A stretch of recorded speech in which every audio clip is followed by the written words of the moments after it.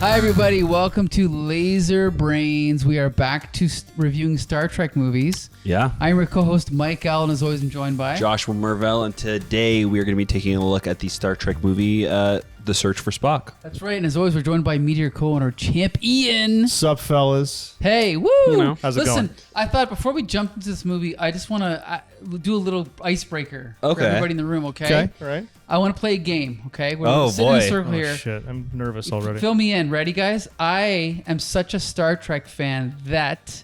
Ian, you are such a Star Trek fan that you... You're putting me on the spot here. Yeah. Think of what you've done. That you're. What have I done? That you're such a Star Trek fan. Can I give you what I've done? Yeah. You Yeah, start yeah. first. Okay. I'll start. Fine. I'm such a Star Trek fan that when I was at the age of about 13, I invented the marathon. I invented watching several episodes of a TV show in a row. Really? 4 to 5 per day. Oh, congratulations. In the summer between grades 8 and 9. I invented it, okay? Interesting. That's how much of a Star Trek fan I am, okay? Interesting. I watched the whole series in one summer and then started it over again and got halfway through. That's how much of a Star Trek fan I am. That's so great. As a bit of a Ian, how much of a nerd. Star Trek fan are you? Okay, all right. I'm such a Star Trek fan that when I was in grade 12, I think I was in I forget what the class was. It was some sort of tech class Sure. with Mr. McKinnon, Okay, yes. and we had to practice. It was a soldering Sure, project, so of we had to course. solder things, and we had to make a sculpture Mm-hmm. out of copper wire and solder. And I made a to-scale 3D model of the Starship Enterprise out of copper wire and solder. Nice. No idea where it is. It's Wow, somewhere. that's Probably in a pretty cool, Value though. Village That's somewhere. really cool. Yeah. To scale, though. Okay, Huh. Josh, you're such a Star Trek boy. fan that you... Yeah, see, I'm not as big of a Star Trek fan as you guys. I'm such a Star Trek fan that the last time I watched this movie was on VHS. Well, I mean, that's good and bad. Yeah. Because I that think means... it's more bad than good. Yeah. You Yeah, watched it's been it a long time ago. a long and That's then- time ago. That's like...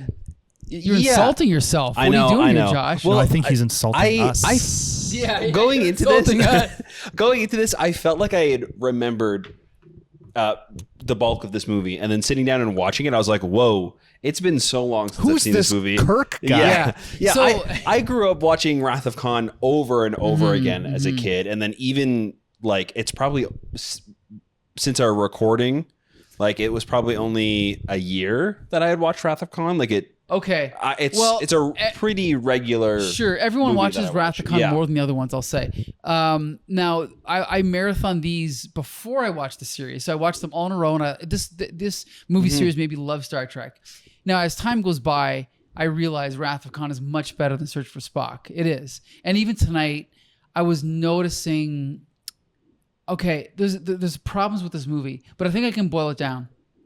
It has Harve Bennett, who co-wrote Wrath of Khan, right? So he wrote this, and Leonard Nimoy directed it. His He first did, film. yes. Leonard Nimoy also directed the next film, which is one of the best movies in the series. He also directed 3 Men and a Baby, which is a classic. Really? Yes, he did. Great movie. Check it out. Wow. Yeah, he's a good director. But so this was his first movie. We can forgive some things.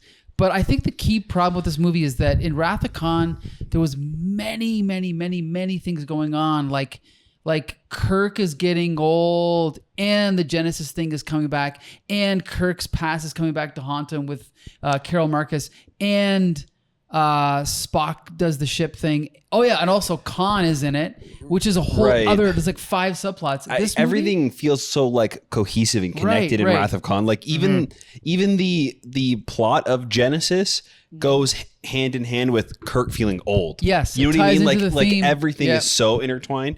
And it's one of those movies that, like, most of the time, whenever we're reviewing a TV show or a film or something, and like we never say there's not enough going on. It's always the opposite. There's too much. Yeah. Too many villains, too many characters, too many plot points, too many set pieces. There's always too much. It's too chaotic. But Wrath of Khan masterfully put all that together. Yeah. There was nothing that was superfluous there. There was nothing that you wanted to trim. If anything, you wanted a little bit more of everything. I think in this movie, though, I think the problem is that there was only one thing. Yeah. Which is Yeah. let's get Spock back. Yeah. And of Yeah. course, there's a little bit of carryover of his son David. There's a little bit of carryover of Genesis, and Genesis does key into the plot. And retiring Enterprise kind of feels like a continuation of Kirk retiring, right? Like it's just not as strong. It's a direct sequel, but it's more of an afterthought. See, the vibe that I get watching this film, like, do you ever have like a really great Spotify playlist and you run through this playlist, but then you get distracted doing something else, and Spotify kind of tries to keep going with it? Yes, and you're like, and it goes off on it like, what? Okay, that was all right, but this is kind of this is the impression that I got, that it was just sort of. If you like this, you might like this, but you don't like this. Yeah. Right, yeah. And it's not that I hated it either. No. I think that the odd number Star Trek movies always get like a bad reputation, and I think that this is not as bad as a lot of people, I think, remember it to be.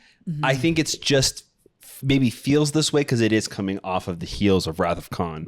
That's part of it. Yeah. I think it's like, if you were to do a graph, I think this movie is like almost like a flat line around 5 out of 10-ish, 6 out of 10-ish. I don't know. But Star Trek 5, it goes far lower, but it also goes higher, I think. No, Star Trek 5 is the Captain America of. No, I think Star Trek 5. I think Star Trek 5 has great moments, which we'll get to when we review it on Laser Brains. God, we're Star Trek 1 is like flat, but it's all that up is here. a flat line. Yeah, but it's all up here. It's all up here. I like Star Trek 1. But anyway, this movie's never bad. But okay, let's talk about the good stuff. Okay? It feels like an episode. Like it just feels like it doesn't feel It like has a the movie. content It doesn't of an episode. Yeah. Okay, let's talk Stretched about out what to we a love. movie. Okay, so what I love about this movie is I love the scenes at the beginning when McCoy is in the bar and he's talking to the alien, and the security guy comes over, because that's world building. Like when he flashes his badge, but it's digital. That's cool. Even though it's like a cheap kind of like,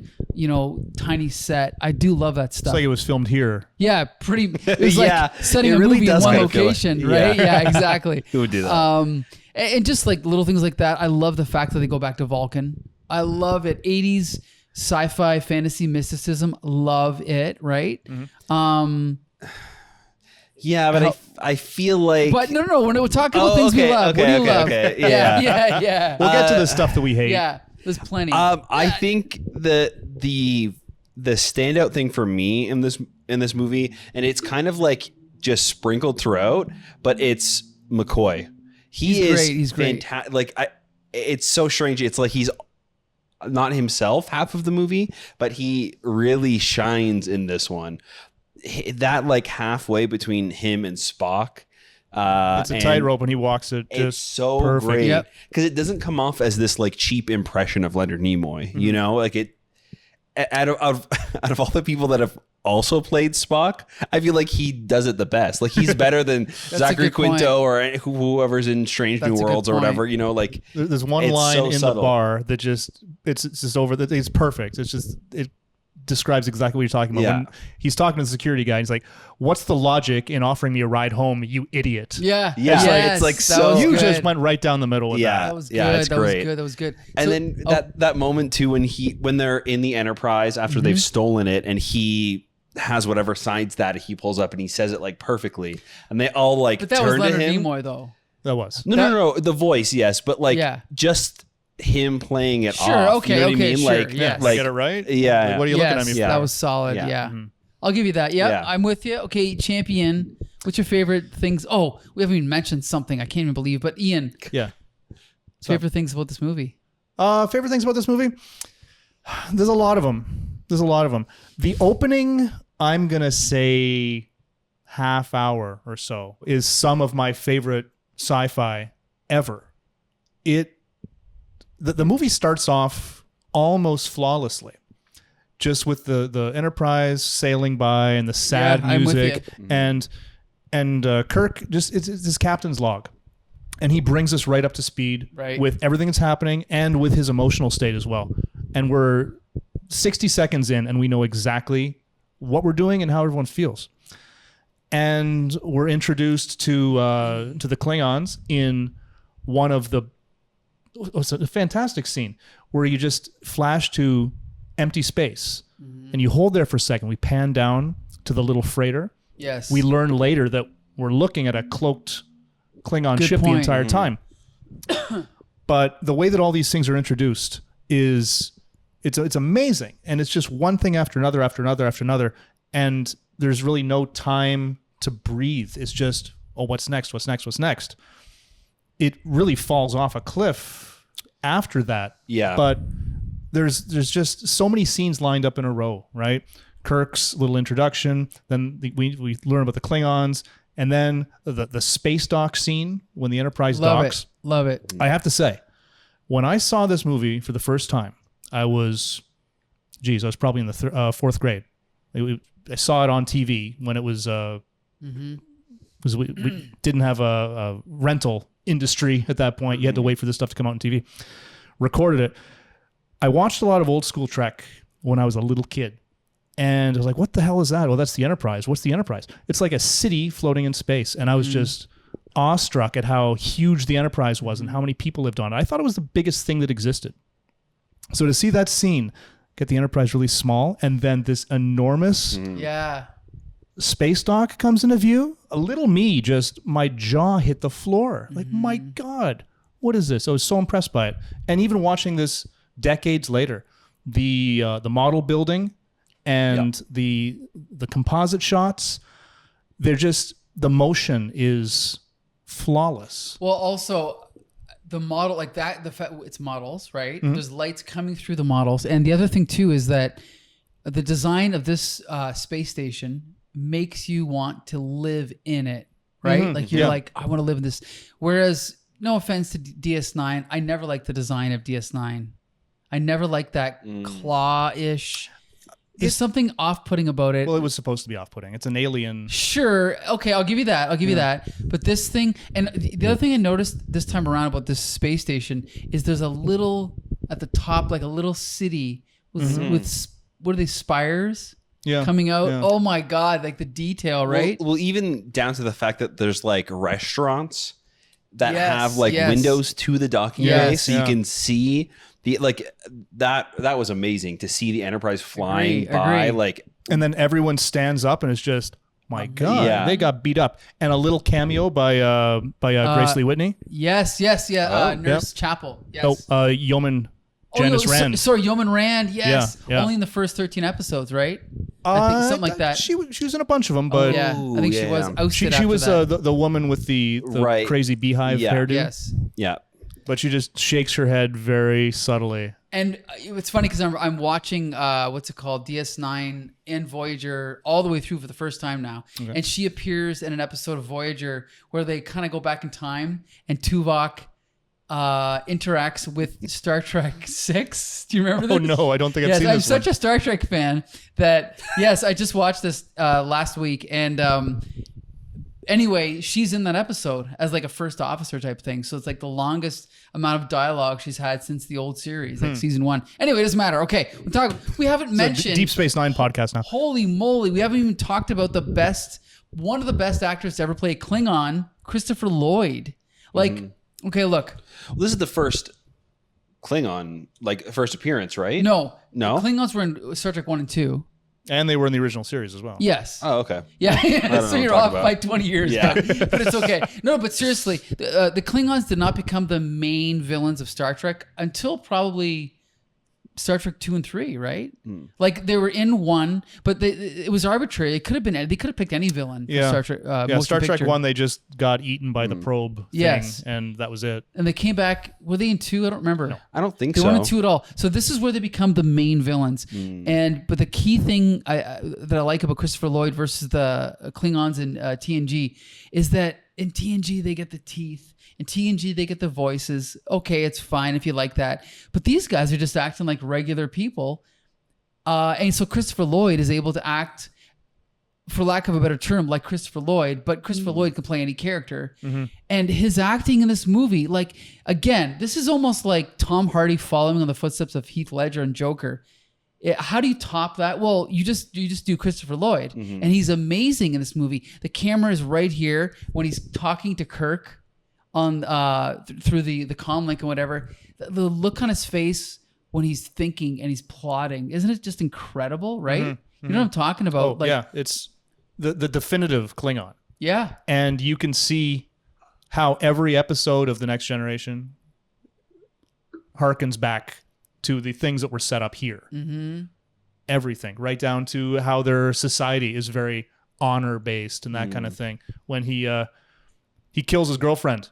That's the first thing he does, right? That's sorry, like the first. You saw Genesis. Goodbye. Yeah, you saw it. Sorry, you know the deal. You can't be looking at this. Yes. And it's just whatever. Sorry, I got to kill you, but you'll be remembered with honor. And that's also a great scene because it sets up the Klingons as a very credible threat, right? Like he's just looking to. He wants this information. He's going to stop at nothing. He's going to kill his own girlfriend to get it. Yep. He also kills one of his officers, right? Yeah. For destroying the. Yeah. Okay, now the Klingon dog thing, not the best part of the movie. Not the best part. The giant close-ups on the puppet dog were not the greatest part of the movie. It was not the but best I appreciate animatronic. it. No. I appreciate it because it's 80s puppets, right? Yeah. Yeah, when it was like from afar, I think it was really good. Even when it was like a little bit darker and it was a close-up, it was fine. But when they're being hit and the puppet is like flopping around with like the set, it's like a little bit ridiculous.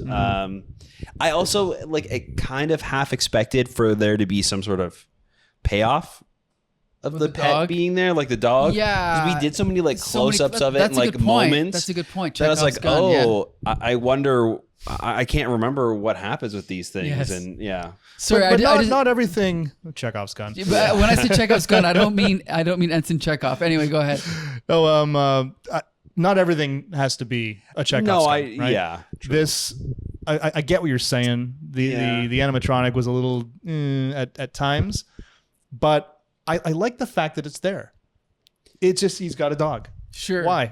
He's got a dog. Sure. He's got this evil hell beast that just sits next to him while he's blowing shit up.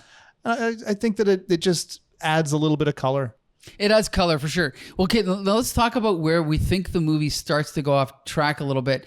Okay, first of all, the first thing is Kirstie Alley is not Saavik anymore. Yeah. It's what's her name? Robin Curtis. Robin Curtis. I'm sorry. Just you can't compete with Kirstie Alley. To me, you can't. No. She's not as strong on camera, and it's also jarring because it's a different actress to begin with. So that's a problem. But also the way that they set up the mystery. Okay, the film is called The Search for Spock. We know what's going to happen. Fine. But it's like they go down to the planet. They're tying in the Genesis planet with Spock. That's cool. The fact that we find out that David cheated and I'm assuming his mother cheated by using some sort of matter, some kind of life form, whatever. Okay, that's a cool development. But the whole idea of like, oh, we hear some kid screaming, and again, I've seen it like 100 times, so I know, oh, that's Spock.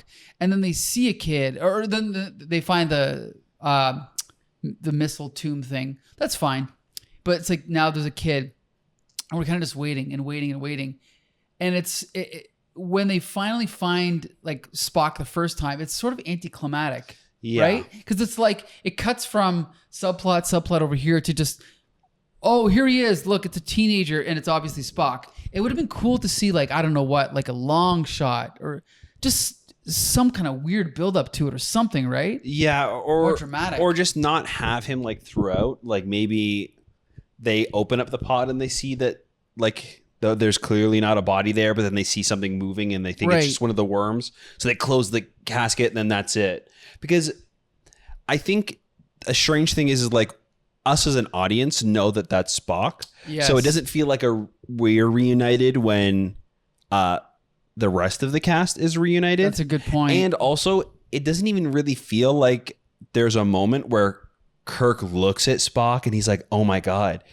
That's a good point. I can't believe it. Like, I'm looking at you. I thought you were gone. Well, okay. What if? No, you're right. What if they took out all the 6 other actors that played Spock? Okay, right. And they just had like, oh, there's rumblings, there's earthquakes, and they made their way to some mountaintop, and there was Leonard Nimoy. Then it would be like, oh, in the last 15 minutes of the movie, we reunite with Leonard Nimoy instead of like, oh, here's 10-year-old Spock, here's 15-year-old Spock, here's 20-year-old Spock, right? It completely diminishes the impact of reuniting with him, right? Mm-hmm. That's, I think, a huge problem with the movie. What do you think, Ian? You see, I've tried to, in my head, fix this problem a billion times over the last 20 years. Because the problem with this movie, ironically, is that Spock is in it. And everything that happens in this movie shouldn't. Because think about it. When we last left off, they had just fired Spock into a planet. Right. He's dead. He's in a million pieces. There's no reason to go back looking for him. There's no reason. Why would he? You got to go back and get Spock. Sorry, Sarek. I shot him out of a torpedo into a planet. Sure. He burned up on re-entry. Like there's no reasonable reason to think that he's there. And everything that happens afterwards, I don't know. I don't think there's a way to fix it. I know how you fix it. It could have taken a rewrite. Like it could have been. I don't know. It's almost like it should have been the opposite. It should have been Kirk believes he's still alive, and Sarek is like, no, he's dead. Like, there's nothing you can do. You have Christopher Lloyd get to him first as a kid and raise him as a Klingon. Well, then he's evil Spock, and they've got a whole other ball of like, wax. But yeah, I think to simplify it, to keep it 2 hours. I know what you're saying. That could work, but I think the more dramatic way is for. I don't know. To me, it's like, what about that idea that Kirk believes he's alive, and then he's the one that. And then throughout the movie, it's like all these things are happening, and it's like this conflict between, is it real? It's almost like a ghost. It's like, oh, is it really him? Is it not him? Is it really him? Is it not him? And then when they get to the very, very end of the movie, the climax is they find him. But in this movie, they find him, and then he's a kid. Yeah. Oh, so what? And then he's a teen, you know? The more that Kirk believes that he's alive, the more powerful that feeling, the more his actions make sense. Sure. They don't make a lot of sense right now. Because he's basically just going to appease Sarek. Go get. I mean, it's also a little. I mean, Sarek would be irritated regardless. Sure. You just launched my son's corpse into a planet instead of asking if maybe we want to bring him home for a funeral or something. You didn't have to leave him. You could have left him on the ship and just flew him home. I don't know. The fact that he was shot into space, problematic. But I don't.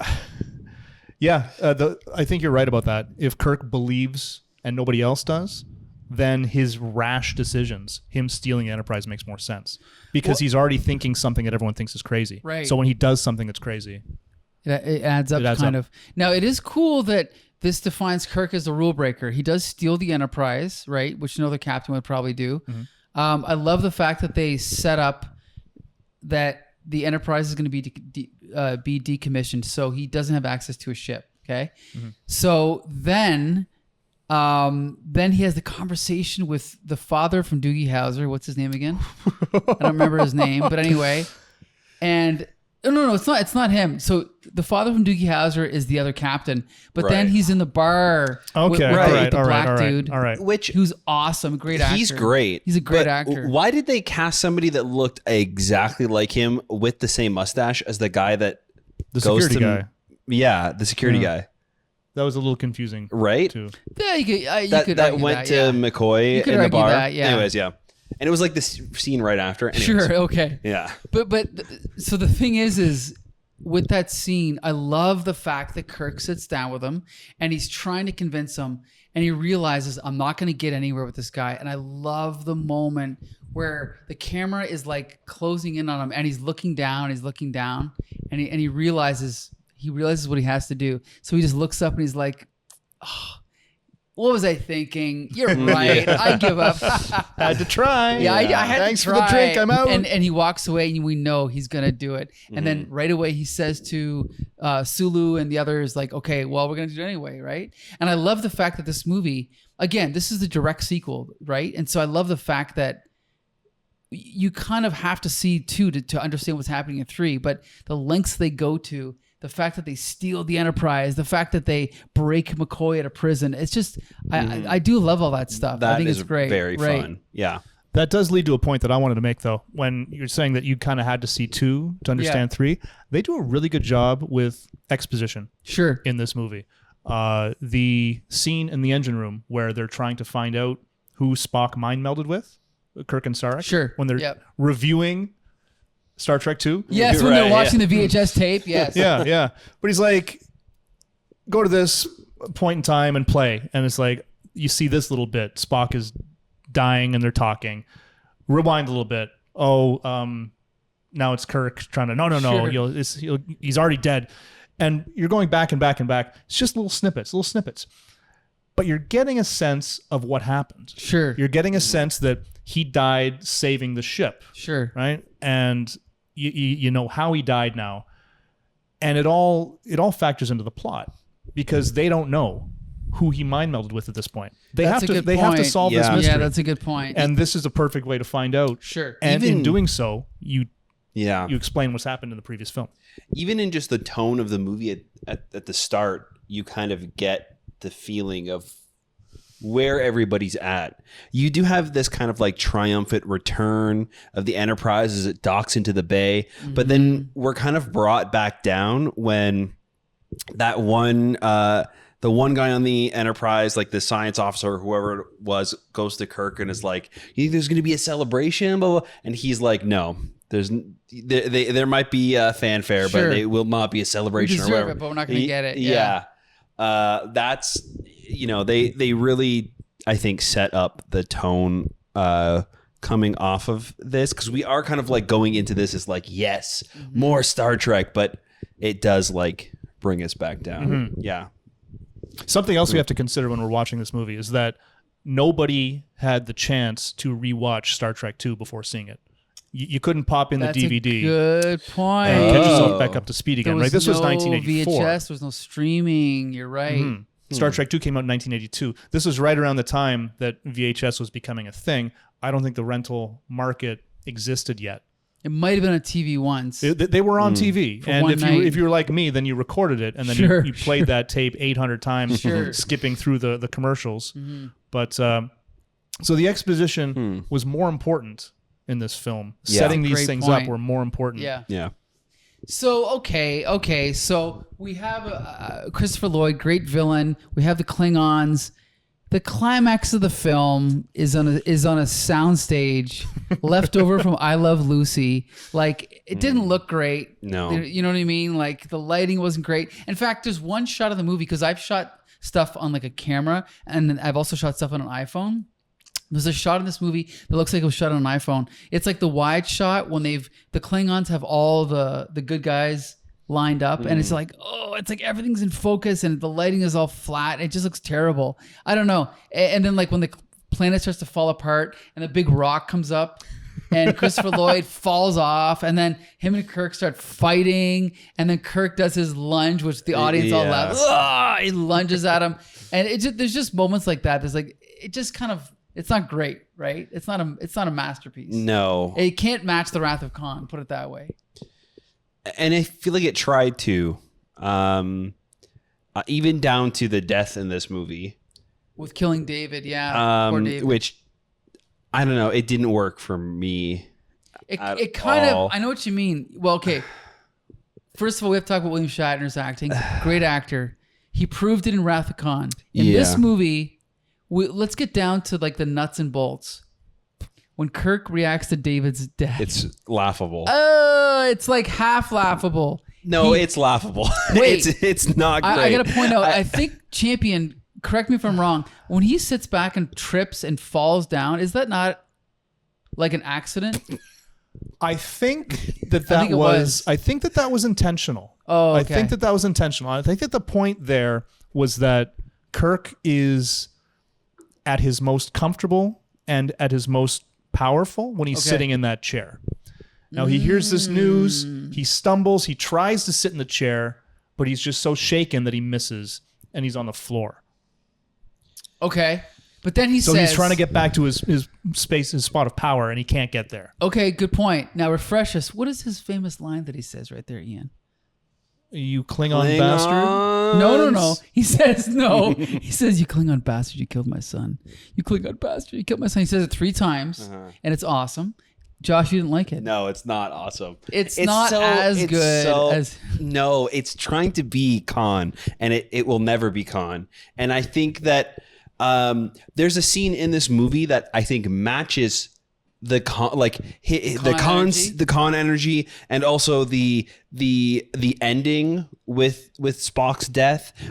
When we see him first with Spock's father, in his headquarters, and they're doing the mind melding together. Sure. That I think matches the energy from Wrath of Khan. Yes, like that's the a great close-ups, scene. close-ups to the eyeballs and the mouth. Yeah, that was just solid. It's really, really good. The acting and just his eye in that close-up is like extremely powerful. Him like moving to tears. I buy that. And I love how that's shot too, because you get the close-up of Kirk's eyes as he's taking all this in, but you're also getting the close-up of Sarek's mouth. Right. He's the one who's dictating how this encounter's going. Yeah. Right. He's in control of the situation. So he's the one speaking. And you make sure you know that. Yeah. And Kirk is the one listening. You make sure you know that too.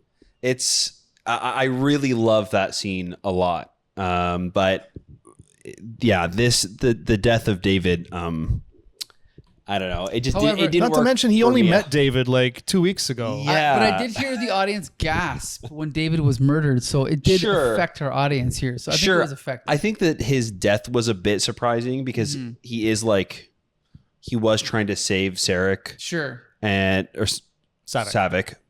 And Saavik. And it kind of came out of nowhere. It was also like kind of behind some bushes and stuff. Like it was a little bit unclear. Yeah.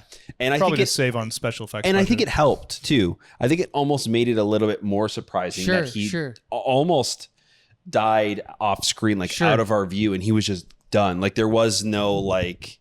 It was a bit more brutal because there wasn't like this moment where he like looks to camera and he's like, and it's like this big swelling moment. You didn't look at the camera and say it was fun. Yeah.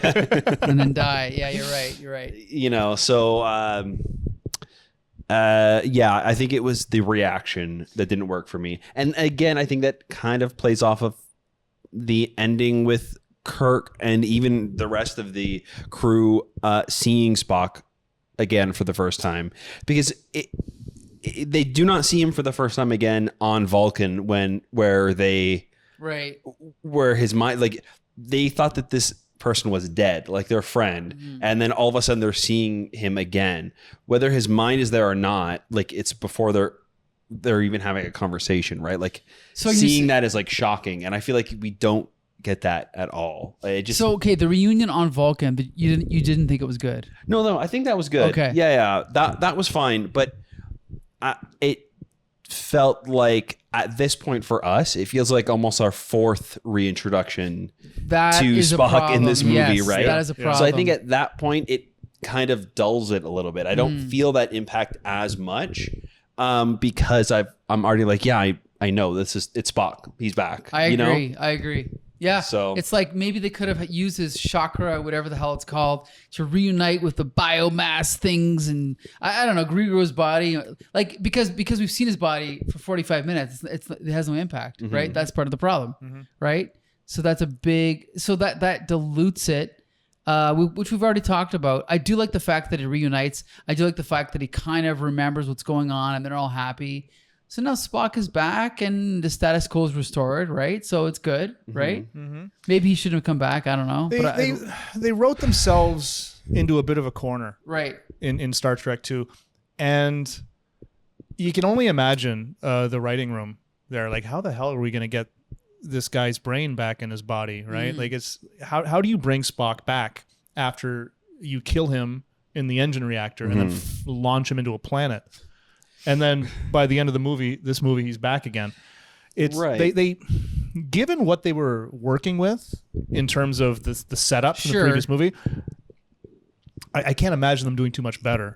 Yeah, and from what I remember reading, they didn't have this planned, how they were going to return him, but they knew that it was going to have something to do with McCoy. Genesis? Oh, okay. Yeah. Well, I think that they had to. The scene in 2 when he puts his hand on him and says, "Remember," that was filmed after, I think, and added back in. I think so. Oh. Yeah. I think it was. Like it was not. So it was added into Khan? It was added into Khan. Like they finished the movie and then they added that in after because like we have to give ourselves an out. Yeah. That makes sense. Interesting. That makes sense because after test screenings of Wrath of Khan, people were just too upset. They couldn't handle the fact that Spock died. So they wrote in seeing the torpedo on the planet as a way out. So it tracks that they would do that. So with McCoy as well. You're like you said, they did what they could. They could have maybe done it better, but whatever. The fact is that to this day, I think it was you that told us, Ian, when we talk about the most, effective death scenes in movie history, Spock's death scene is always at the top. It's always on the list. Right. It's always on the So top 10 even list. though we know he comes back, it's still a good scene, right? Compare and contrast with David's death. Yeah, no one ever mentions David's death on the list of greatest deaths in film history. You know what the movie needed to make David's death a little bit more impactful? They needed to have a scene, Kirk and David together at some point in That this would've movie, been nice. right? Like That would've been put nice. them in the same room at Yeah. some point. Give them a moment. Because I almost forgot that was David. Like when I saw him again, Sure. it didn't click in my mind that's David until Right.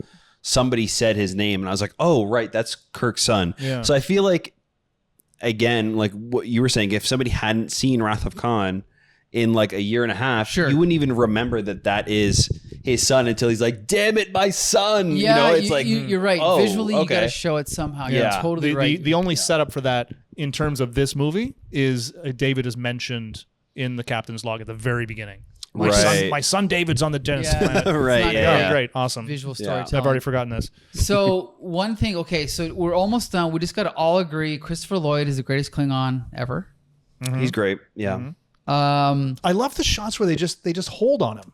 Yeah, You'll have like an extra Yeah. close up of his face, and he's just like, like thinking Thinking. and coming up with this next scheme and next weapon or whatever. Yeah, I feel like a lot of Klingons too are just like huge. Like they're very tall and bulky. Like they now kind of have this reputation of being like just big. Well, yeah, but You know, go back and- to him. He's more conniving and he's smart, and it's different. You're and right. Yeah, it Yeah. kind of shows that like that is why he's in charge. Like he Mm-hmm. does, even within his group of Klingons in that bird of prey, like he feels different from all of the rest of them. Yeah. So I don't know. Is there anything else to say about the search for Spock? it frustrates me. Mm-hmm. It frustrates me because there's so much good stuff there, but essentially everything to do with the Genesis subplot is a slog, right? As, Yeah. as soon as they get to the planet, it's like the movie is walking through mud. Good point. Everything slows down, everything feels tedious, and the most frustrating thing is that all the plot threads end up there. Everything ends up on That's a this good stupid point. planet, and it's like, I think you said earlier, like, what was the point that the movie started to go off the rails? When the Grissom got to the Genesis planet, that is the point when the movie just took a nosedive for a couple reasons. First of all, as the ship approaches the planet, why is there a subtitle? Why is there an optical title that says the Genesis planet? And then it disappears and they put the star date up there? Like, what are you doing? Why are you putting this on the screen? Why don't you do what you did earlier? Have Savick record a science officer's log. We've entered orbit of the Genesis planet. And you don't have to have the title for some reason. Like, why? Yeah, the stardate, it was super confusing. Why would that be information we needed? Well, you're talking to nerds at that point. Right. Yeah. That's 100% what that is. Yeah. Okay, one more thing I got to say. The futurism in this movie is awesome. The design of the Enterprise, the bridge, the computer screens, the best ever. Star Trek 2 and 3, I think, and I guess 4. But everything, the color, the green, the blue. Do you guys agree?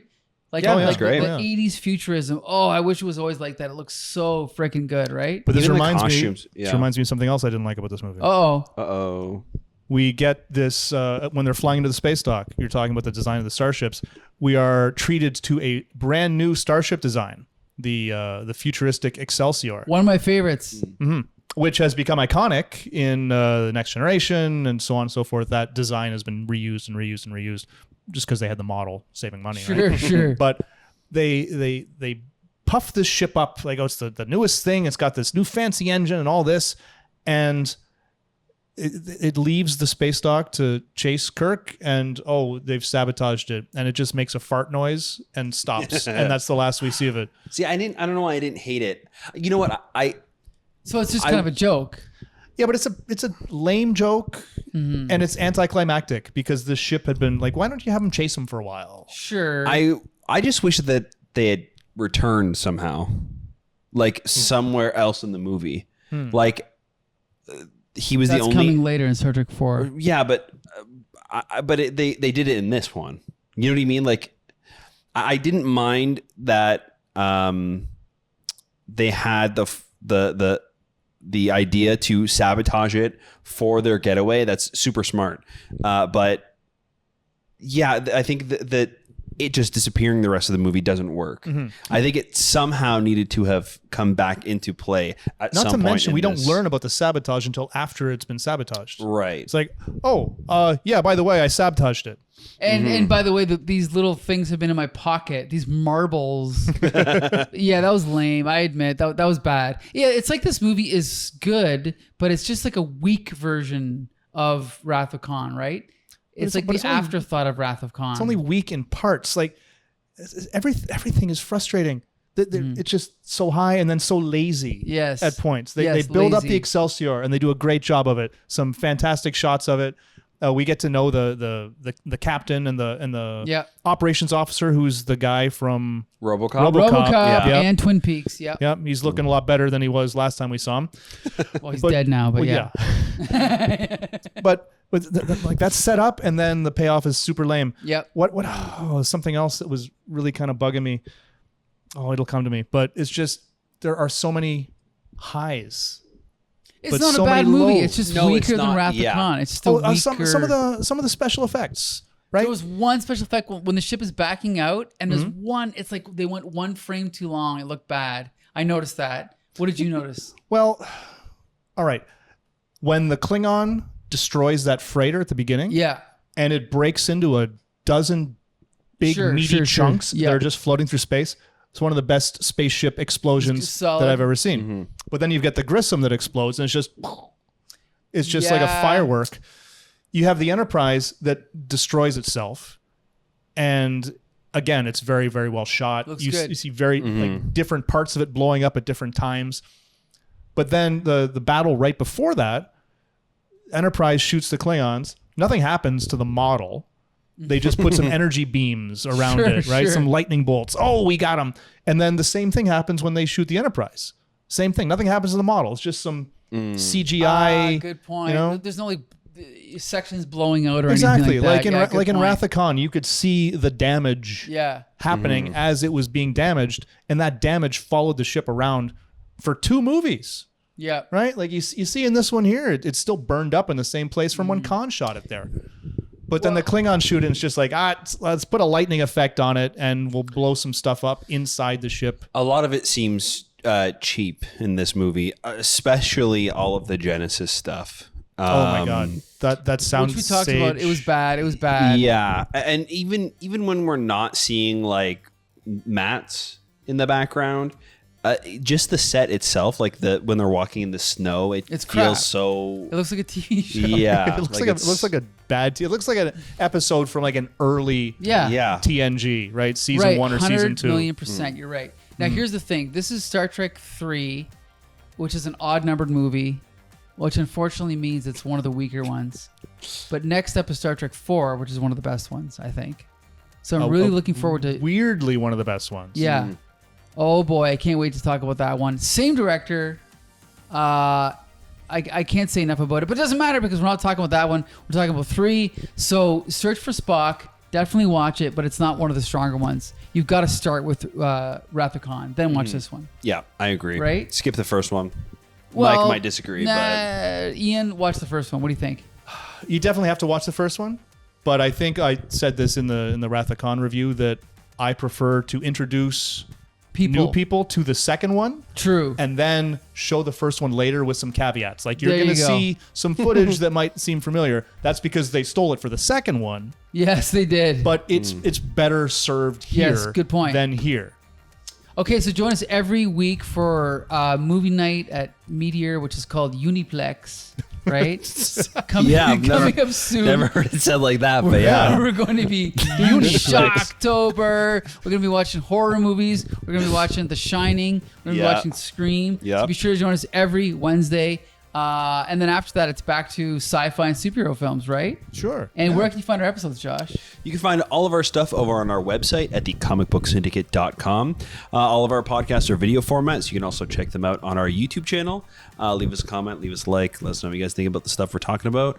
How do you feel about Star Trek the Motion Picture? Until next time, see you later. Bye.